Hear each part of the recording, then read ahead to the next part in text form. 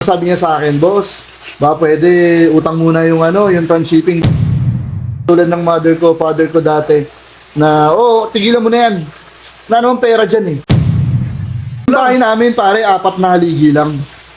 Walang dingding, walang bintana, walang pinto. Literal, parang waiting shed. Kunwari ako yung mag-i-import, magsisimula ako, magpapatransship ako sa'yo. Ang puhunan ko is 50,000. Mga magkano kikitain ko din? 90% ng isda sa buong mundo, hindi po pwedeng ipasok sa Pilipinas. Ooh. Or may certain requirements siya. No? So, unfortunately, may mga pinagbabawal talaga na isda na hindi po pwedeng ipasok sa Pilipinas. Like yung mga invasive. Yan. Mga invasive na isda. Number 1, yung mga monster fishes. Ganyan. So, may mga monster fishes naman na pwede through legal process. Yung mga may CITES naman. The CITES permit, yun yung ina-apply natin para supporting documents dun sa mga monster fishes na pwede nating alagaan as pet sa bahay natin, pero possible na maging invasive kung itatapon mo sa ilog, no? Such as like mga arwana, mga ganyan, mga Indo-Tiger, yung mga isda na yan, mga monster fishes yan, legal naman pumapasok sa Pilipinas yan. Pero kapag yan, irresponsible yung may-ari, tapos naitapon niya sa tubig natin, sa mga ilog natin, mga malilinis, something na buhay, possible na i-invade niya yung lugar, yung natin, yung sarili nating mga species. No? Ganyan yung nangyari sa Laguna Lake. 'Di ba? Kung saan may naalala ko yun. Oo, may mga cichlid na diyan na nag-hybrid na sila kasi yun, may mga irresponsible na nagtapon doon ng mga isda na naging dahilan para mag-hybrid yung mga isda. So, yung mga isda na yun, naging invasive sila, inubos nila yung mga natural natin na isda. So, yun. So, para sagutin ko yung tanong mo, hindi lahat. Hindi lahat po pwede. So, ito na nga, Boss Van, ang tanong. Gano'n na kayabang? Gano'n na kayaman ng isang Van Ramirez? Fakto lang. I mean, hindi naman sa pagsasalita, no? Siyempre, galing tayo lahat. Galing din ako sa... Wala. Gano'n ka wala, Boss Van? Gano'n ka wala? Yung pinaka-worst mo na wala? Mga 7 years old pa lang ako. 7 years old na ako, wala pa akong tsinelas. Ay, grabe. That's because wala talagang pambiling tsinelas, no? So, ganun kawala, no? As in, from yung sinasabi nilang term na rags to riches, rags to meron. Na yun lang. Napaka-humble pala sa personal nito, no? Sa Facebook kasi parang... Hindi, dati... Masarap kasi mga asap sa Facebook. Hindi guys, seryoso to. Nakwento rin kasi sa akin ni Boss Van dati.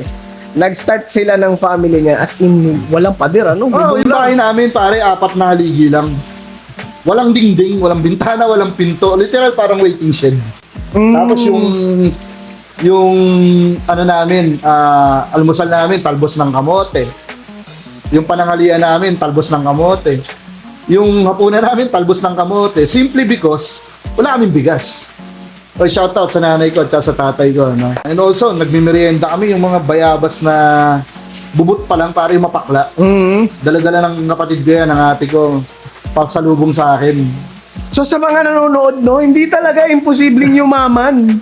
Ayaw pang i-disclose gano'n siya kayaman. Hindi, nagkaroon naman kahit konti, nakaipon ng konti. May pera po sa pag-iisda, may pera sa importation, may pera sa exportation, no? So, kung sinasabi ng iba, katulad ng mother ko, father ko dati, na, tigilan mo na yan. Na naman pera dyan eh. So, ako na nagsasabi, ako na nagpapatunay, mali po sila. Basta, mahal lang natin yung ginagawa natin, gusto natin yung ginagawa natin. Tuloy lang. At the same time, wala tayong tinatarantado, wala tayong nilolokong tao, di ba? Okay lang, marami tayong yabangan, okay lang yun. Pero pagdating sa pera, tigilan nyo yan. Isa ko pang tanong, kunwari ako yung mag-i-import, magsisimula ako, magpapatransship ako sa'yo. Ang puhunan ko is 50,000. Mga magkano kikitain ko din? Depende sa bibilin mong isda, depende sa ititinda mong isda, no? So, bigyan mo lang kami ng mga rough estimate. Siyempre kami, dahil selling mga gusto namin mag-business. Dahil selling ka, may markup ka, kaya mong doblein yun. I think personally, kumikita yung mga kliyente ko. Yung mga customer ko. Yung iba nakapagpatayo ng bahay, ano? Kasi there's one time na meron akong client na nagipit siya. Ang sabi niya sa akin, boss, ba pwede utang muna yung yung transshipping. That time kasi maluwag pa ako eh. Sabi niya, after 3 days, pag nabenta ko, bayaran kita. So ako naman, para naman, sino naman ako? Para, di ba, tumanggi sa ganyan. Kaya mo naman tulungan. Dumating yung point na, hindi ko na pinupuna na yung isda niya, tapos binabayaran na niya ng cash yung shipping fee pag dumarating yung isda. So nakaipon siya. Until now, ganun siya mamili. 50,000, 100,000. Tapos pag nagbayad siya ng shipping Big time sa na. akin, 20,000, 40,000. Di ba? So ibig sabihin, nakaipon siya to think nakaipon ka ng 140,000 from nothing dahil nga nagipit ka that time. Masaya na rin ako na meron tayong natulungan na gano'n. So, technically, masasabi ko, kumikita yung mga From that story alone na. So guys, dito rin papasok yung tanong na, kupal ba si Ban Ramirez? So guys, sa mga hindi nakakaalam, isa rin ako sa natulungan ni Boss Ban, lalo na nung pandemic, no? Grabe. Nag-import din ako noon, ganun din yung naging style namin. So, sa mga nagtatanong kung kupal ba si Ban Ramirez, hindi yan kupal, malakas lang mga asar yan. Well, okay lang naman kung ano, basta at least yung mga friends ko naman kasi actually pare, kahit sino naman sikat o anything, kapag ka hindi naman gusto ng tao, di ba? Syempre ang thinking talaga nila, negative talaga. No? You cannot please everybody naman Hindi mo talaga kayang i-please lahat. So, ang importante sa akin kasi, yung mga taong nakikilala ko, nagiging close ko, yung mga taong nambabash sa akin dati, naging kaibigan ko na ngayon, di ba? Naging kumpare ko pa, yung mga tao na hindi sumusuporta sa akin dati. So, technically, masasabi ko na kung may kilala mo ako, mas ma-judge mo kung ano talaga ako. Pero kung hindi mo pa naman ako kilala, bakupal talaga ako. Which is okay lang. Okay lang naman. O kaya baka ikaw yung kupal, no? And wala naman akong pake. So Boss Ban, sa pagbi-business mo na yan, import, export, ano ba yung mga major factors ng operations? Oo, pare. Hindi Diba? lang basta-basta. Diba? Oo. Meron din talagang yung importanteng ganap. Di ba? Halimbawa, pare, una-una dapat syempre may facilities ka. And also, dapat meron kang partner. Automatic yun. May partner ka sa ibang bansa. May broker ka sa ibang bansa. May broker ka sa Pilipinas.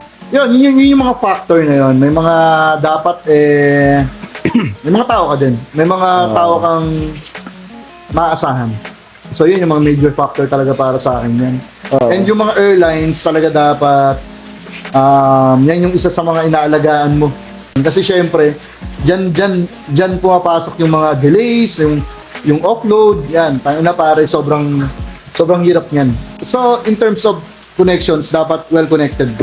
So sa tingin mo, Boss Ban, malaki ba yung impact ng business mo sa environment at sa livelihood or kalakaran ng pagbebenta ng mga ornamental fish? Ako sa tingin ko lang personally kasi I'm one of the owner ng Forbes Aquatics. Sa mga hindi nakakaalam, isa ako sa may-ari ng Forbes Aquatics. No? So, ang trabaho naman ni Forbes Aquatics is mag-import ng sarili naming isda na ibibenta naman namin sa mga pet shop, sa mga wholesaler, sa mga reseller, ganyan. Direct, no? So may Yes, hina yung direct. loob na hindi pa kaya mag-import. Pwede pala kayong rumekta sa Forbes Aquatics. Yes, so, and we have around 200 to 300 kind of species na mga isda Dami. na pwede namin i-out sa market in wholesale. In wholesale yun. Pero so, mabalik tayo sa tanong mo. Dahil dyan, sa business namin na yan, sa Forbes Aquatics, which includes also the services ng Van Aquatics, no?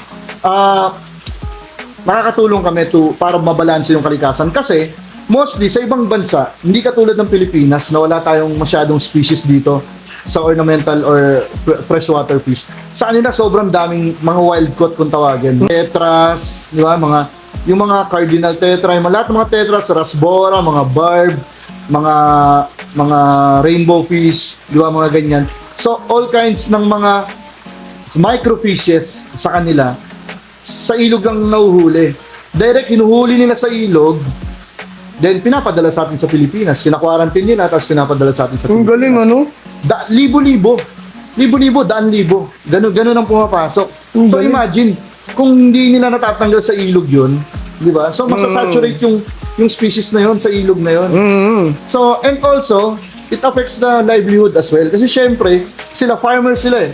farmer kung tawagin, nagkakaroon sila ng kaperahan. Sa mga nauhuli lang nila sa ilog na isang dakot nila, 1,000 na agad. Kasi Saka ganun marami. hindi per kilo ang bentahan. Oo, per piraso. Per piraso. Per piraso ang bentahan. So I think, nagkakaroon tayo ng, nakakatulong tayo sa livelihood ng mga farmer sa ibang bansa as importer. Pero, katulad niyan, sa case naman natin, makakatulong tayo sa mga backyard breeders naman natin, hobbyist, as exporter. Kung yung mga nabibreed nila, na i-export natin sa ibang bansa, that's livelihood, pare. Di ba? Nakakatulong tayo sa kanila. So, it affects, may epekto. Napakalaking tulong din, ano? And yung impact, malaki talaga sa environment and sa livelihood.